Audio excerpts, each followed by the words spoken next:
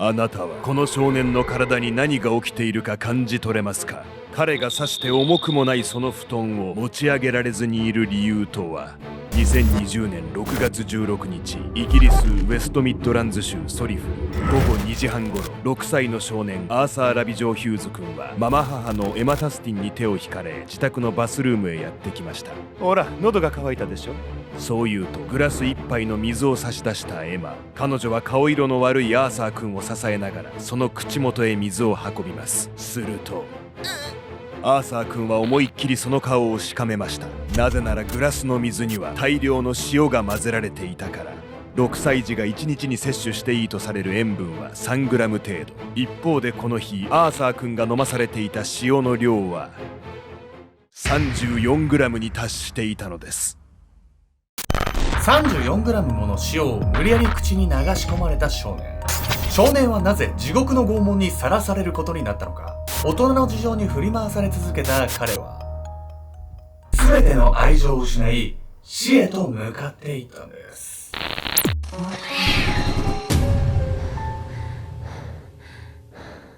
おさすけちゃんです。みやみやみこんです。ちょっと気持ち悪くなる時あるじゃない、食べ過ぎちゃって。そういう時どうしてる？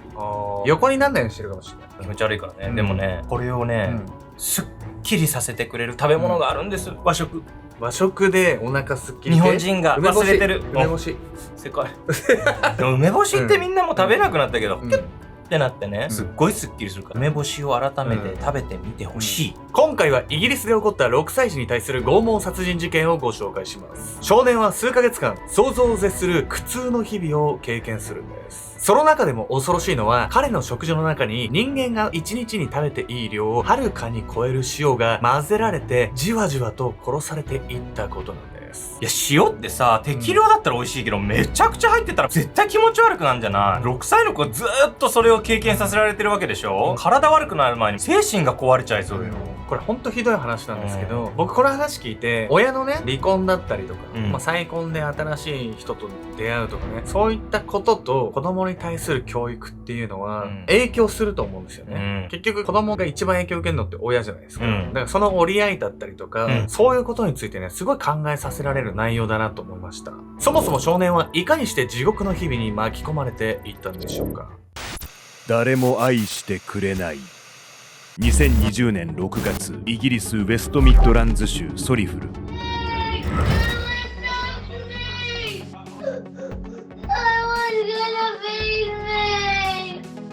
とある一軒家の廊下に響いていた少年の泣き叫ぶ声。僕のことを好きな人なんていない。少年はまだ6歳と幼くしてその絶望の言葉を何度も叫んでいました。つい数ヶ月前まで少年は自分の身に起きるその悲劇を想像すらしていませんでした。むしろ彼はこれでやっと安心して暮らせるとすら思っていたはずなのです。時は1年ほど遡り、2019年2月、少年はソリフルの町へやってきました。彼の名前はアーサー・ラビジョー・ヒューズ君。今日からここがパパとアーサーの家だ。おじいちゃんとおばあちゃんも一緒だし、もう安心だぞ。アーサー君を建物の中へ招き入れ、明るく笑うその男性は父親のトーマス・ヒューズ。4年前に妻のオリビアと離婚したトーマスは長らくアーサー君と別々に暮らしていましたが、最近になって父親の彼に親権が移ったのです。その理由は母親のオリビアが殺人を犯したため。オリビアは名門ノッティンガム大学を卒業し、一時は軍隊にも所属していた優秀な女性。しかしいつからかアルコール依存症や精神的な問題を抱え、そのことを原因に夫のトーマスと離婚しました。そしてオリビアはアルコールと薬物の影響下で新しい恋人を刺殺。恋人とは互いに DV の問題を抱えており、その延長線上で起きてしまった悲劇だったのです。ちょっと待ってよ、アルコール依存症に DV でしょ、環境としては最悪じゃないのよ。そしてまたここから状況悪化するみたいだしさ、父親に親権が譲ってからなんか改善しなかったわけな。いや、最初はね、うまくいってたみたいなんですよ。ただ、ある女性が現れてから雲行きが怪しくなっていたんです。アーサー君と父親のトーマスの住まいは祖父母の自宅の裏庭に建てられた別館。頼れる身内がすぐそばにおり、育児をするには心強い環境でした。明るく運動が好きなアーサー君は特にサッカーがお気に入りで、地元バーミンガムのサッカークラブの大ファン。父親のトーマスはアマチュアのサッカーコーチをしており、アーサー君とは趣味の合う仲のいい親子だったのです。その親子関係が一変したのはアーサー君が父トーマスと暮らし始めて半年が経った頃、トーマスがマッチングアプリで知り合った女性エマ・タスティンと交際し始めたことがきっかけでした。アーサー君、はじめまして、仲良くしてね。当初アーサー君とエマはすぐに馴染んだように見えていました。そして2020年3月、イギリスが新型コロナウイルス蔓延によるロックダウンに入ったのと同時に、父トーマスはアーサー君を連れ恋人エマの家で同棲を開始。親子の関係に陰りが見え始めたのはこの時からでした。父親に引き取られるまでは良かったんだけど、そこにさ、見ず知らずの女性が入ってきて、こういうところから子供と関係性が壊れちゃうみたいな話ってよく聞くわよね。一般的にもね、難しいと言われる関係性ではあるんですが、アーサー君の場合は特に相手が悪かったと言わざるを得ないんです。このエマっていう女性はかなり問題のある人物だったんです。危険なママ母。父トーマスと恋人のエマが同棲を始め、エマはアーサー君にとって事実上のママ母となりました。エマには2人の連れ子がおり、子供との接し方にも慣れていたため、アーサー君との生活も問題ないように思えていたのです。しかしエマや連れ子との同居が始まって1ヶ月が過ぎた頃、父トーマスはアーサー君を連れいきなり実家へ戻ってきました。アーサーのことでエマと揉めてしまって、祖父母に向かい罰が悪そうにそう話す父トーマス。その日、アーサー君はエマの連れ子ティムと喧嘩をし、父トーマスが止めに入りました。その際、父トーマスはティムを肘で押してしまったといいます。このことにエマが激怒し、トーマスと口論に。事態はエマが元夫を呼び出すまでに発展し、収拾がつかなくなった結果、父トーマスとアーサー君は実家へ逃げてきたのです。そしてこの翌日、ママ母のエマは実をほのめかし失踪しました。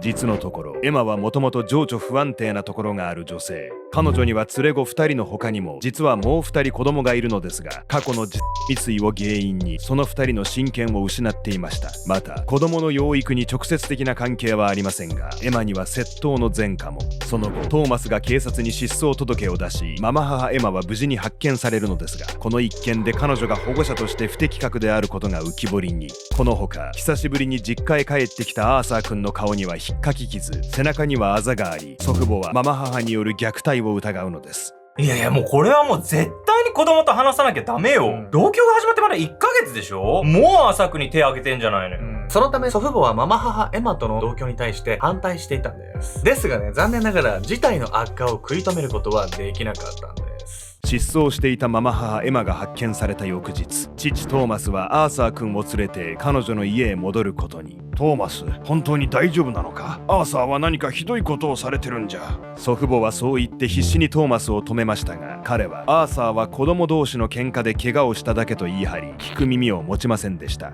おそらく精神的に不安定な状態のエマのことが気になり、一刻も早く彼女の元へ戻りたかったのでしょう。祖父母はアーサー君のあざを写真に収めており、警察にも相談。翌日には児童保護ユニットによる訪問が行われましたが、この時も両親は体のあざは子供同士の喧嘩による怪我だと話しました。この時、父トーマスはママ母のエマによって虐待を隠蔽しないとアーサー君の看護権を失ってしまうと説得されていたといいます。またアーサー君と連れ子のティムは自分から服をめくって体のあざを見せ、両親と同じように喧嘩をしたと説明。実は子供たちは嘘の説明をするよう操られていたのですが、児童保護ユニットの職員はその説明に納得してしまうのです。その後もアーサー君の祖父母や叔父が警察や児童保護ユニットへあざの写真を送り相談を持ちかけましたが、以降は全て無視されてしまいます。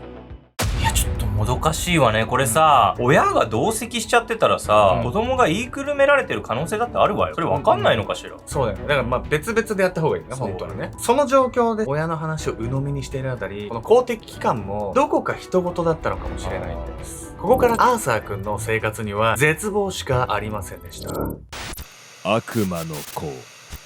同居開始から2ヶ月後の2020年5月30日、ママ母のエマは次のようなメッセージを父親のトーマスに送りました。アーサーはいらない。あなただけが欲しい。ママ母エマがアーサー君に手を挙げていたのは、アーサー君がトーマスとの関係において少なからず邪魔者だったため。一度父トーマスが彼を連れて実家へ戻ろうとしたことから、その思いはより強固になったのです。おいヒトラー、お前は廊下に立ってろ。アーサー君はママ母のエマからヒトラー、悪魔の子などと呼ばれるようになり、父親のトーマスもいつしかそれに倣うように。エマは情緒不安定で何をしでかすかわからないため、トーマスは彼女に同調して機嫌をとっていた部分もあるのかもしれません。アーサー君は両親の命令によって連日廊下で壁に向かって立たされていました。その時間は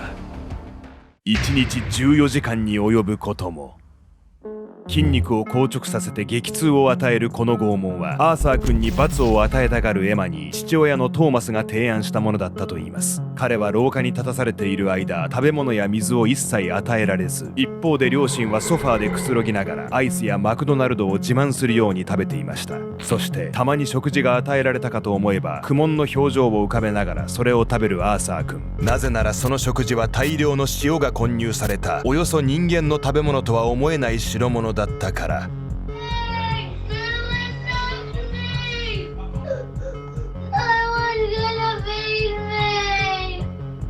アーサー君が食べ物を求めて泣き叫んでも両親は見て見ぬふり。唯一エマの連れ子だけは心配の声をかけたと言いますが、4歳5歳と幼い彼らにできることなどありませんでした。まだ6歳の子供よ。なんでこんな仕打ちできんのよ。父親も最初は可愛がってたのに、なんで進んで虐待に加担するようになってんのよ。本当にね、許せない話なんですが、子供より恋人優先になっていった末路なんじゃないかなと思います。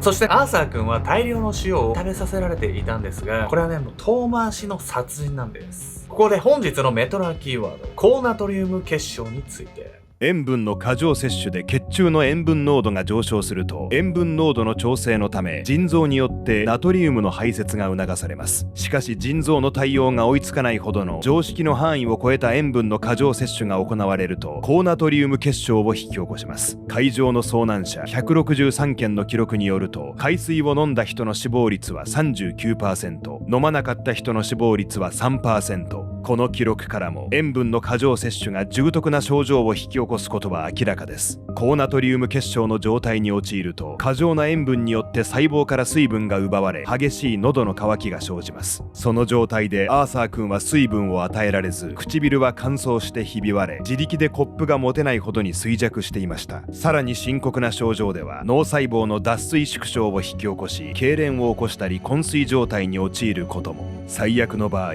脳のむくみによって重大な脳損傷が生じ、死に至るケースも報告されています。アーサー君は当初、ママ母エマの連れ子2人と同じ寝室で眠っていましたが、両親はいつからか彼だけリビングの床で眠るよう強制。暑い日にも厚手のつなぎを着させられ、お気に入りのサッカークラブの T シャツ、ブランケット、テディベアなどは目の前で引き裂かれてしまいました。そうした罰を与えるたび、ママ母のエマは泣き叫ぶアーサー君の様子を録画し、父親のトーマスに送信。虐待の様子を収めた動画や音声の数は200件以上にも及んだといいます。いつしかトーマスも虐待を楽しむようになっており、送られてくる動画に対し、顎を外してやれ、そいつを終わらせろなどと返信。エマと一緒になってアーサー君に手を挙げることも徐々に増えていったのです。エマとの同居開始から3ヶ月が過ぎた6月15日、エマはアーサー君を連れて美容室を訪れましたが、その際も彼を外で立たせていたといいます。ひどく痩せ細り、足を震えさせながら何時間も待っていたアーサー君。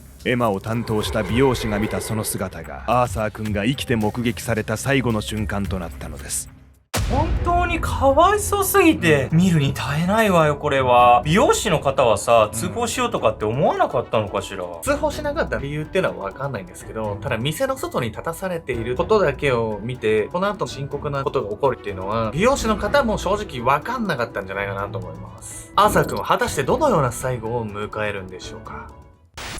親になってはいけない人間。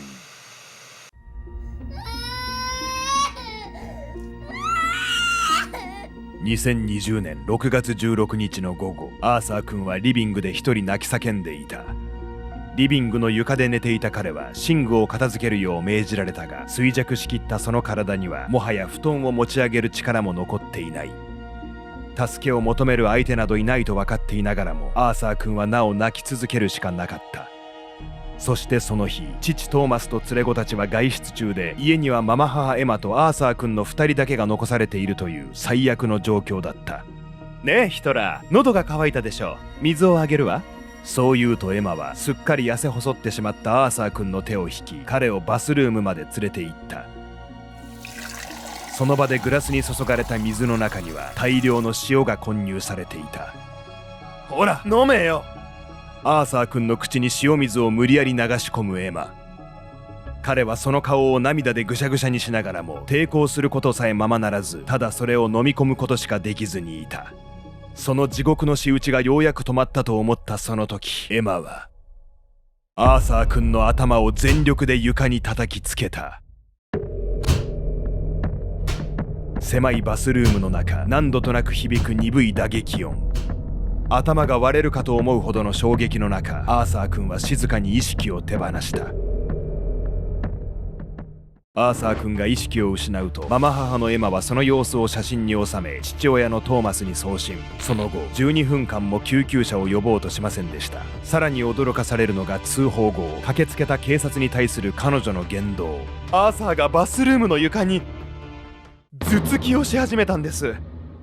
止めようとして抱き上げたら、私も頭突きをされて蹴られたし殴られました。この他にもエマはアーサー君が自分に対し本当のママじゃない、本当のママに殺してもらうなどの暴言を吐いたと主張。アーサー君の負傷を彼の癇癪のせいにし、自身は責任逃れをしようとしたのです。その後アーサー君は病院へ搬送されるも深刻な脳損傷を負っており、数時間後に死亡。その体には130以上のあざが確認されたほか、塩分の摂取量は致死量を大きく超える34gに達していたとも。死因となった脳損傷は高ナトリウム結晶で脳が萎縮している状態と致命的な衝撃が重なった結果と推測されています。エマにはさ、アーサーと同じ年頃の連れ子がいたわけでしょ、なんで床に頭を打ちつけるとかして心が痛まないのよ、同じ子供なのに血のつながりがないっていうだけで人間扱いをここまでしないなんて本当にひどい話ですよこれ。裁判においてママ母のエマは通報時と同じようにアーサー君の負傷は行為によるものだと主張。自分や父親に暴言を吐いていたほか、エマの連れ子をいじめていたなどと話し、アーサー君が死してなお彼を罵り続けたのです。しかしアーサー君の死亡時の状態やスマホに残っていた200件以上の虐待動画や音声からその言い分は認められるはずもありませんでした。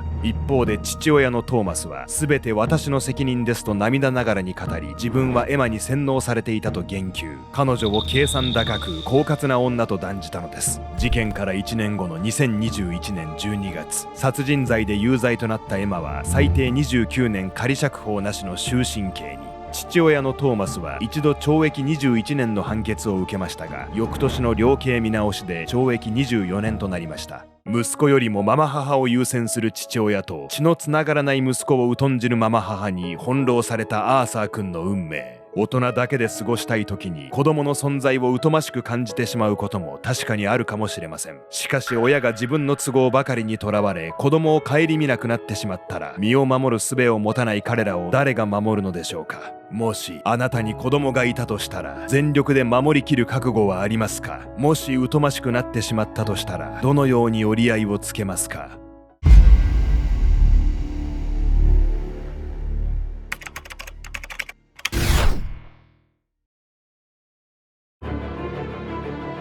もし恋人から理由もなく暴力を振るわれたら、体の一部を切り落とされそうになったら、あなたは抵抗できますか。2025年1月、大阪府大阪市北区、警察に一本の通報が入りました。彼氏と別れ話をしてたら暴力沙汰になっちゃったんです。通報者は区内に住んでいるという若い女性。警察側は単なる男女トラブルだろうと思いつつも、通報を受けたからには現場に行かなければなりません。そしてある女性のマンションに到着した2名の警官。確かにそこには疲れ切った様子の若い男女がいました。しかし明らかにボロボロだったのは通報者と思われる女性ではなく、一緒にいた男性の方。警官は不審に思いつつ2人それぞれから事情を聞くことにします。すると、はい、このあざは彼女に殴られてできたものです。でも実はもっとひどい目にも遭っていて。男性が語った出来事は警官たちにとってあまりにも衝撃的な内容でした。彼は以前彼女の手で乳首と左手薬指を切断されていたのです。交際相手の乳首と薬指を切り落とした女。彼女が生配信で自ら語った衝撃の動機とは。尾崎の彼女を名乗るその女の正体は、衝動を抑える気のない魔物だったんです。